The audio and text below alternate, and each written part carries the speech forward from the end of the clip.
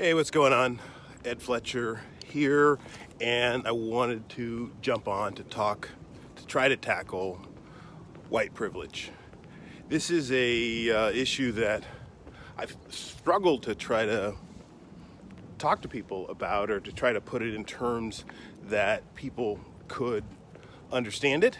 And at the beginning of this, I thought about labeling this white privilege for cracker-ass crackers who still don't get it, but maybe that's too aggressive.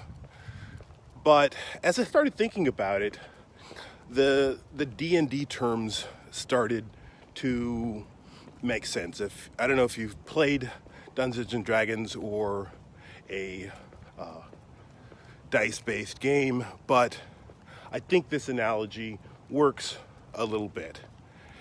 Imagine that whereas most people get to choose any character you want, black people can only choose one character. And then whereas everybody can choose whatever training or occupation or life set they want, no training is available to our characters in this game of D&D. And not only that, we've got terrible armor, we've got no skills.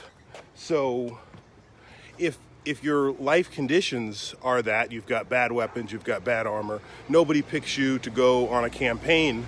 And why would you ever want to leave the tavern?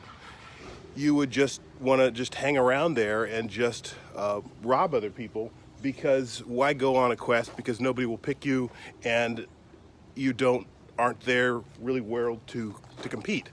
I don't know if that makes sense to anybody else, but it seemed to kind of make sense. And this is the whole issue of white privilege, and trying to get people to recognize that there are inherent advantages to being the dominant class in whatever society you're in, has been elusive for me to try to explain. I did a previous video about equity, and it was still just, I occasionally hear back from people, and it's still just having a tough time for people to process that, and they still want to look at it from a purely selfish standpoint, or want to try to think that there's no such thing as white privilege, and that their life has not been advantaged by being white in America.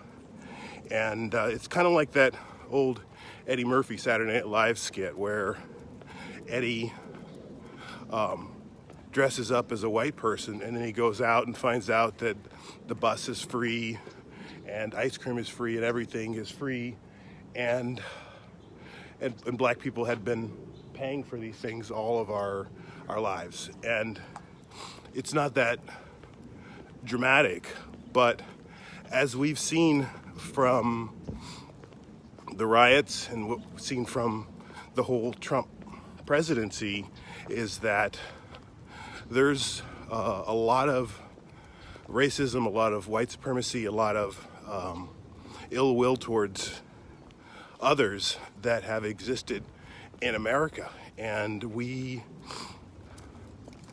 can on occasion try to pretend like that doesn't exist, or if it's not something that impacts you, then you can pretend like that doesn't exist. But the events of 2020 and George Floyd and others have caused us to try to start to pay attention, and hopefully more people of the dominant class will examine the benefits in their life, and begin to have these conversations with themselves, or maybe just start researching these words, and to try to pull yourself out of the Fox News bubble that tells you that you're the one that's being disadvantaged by others that want to take your place in line.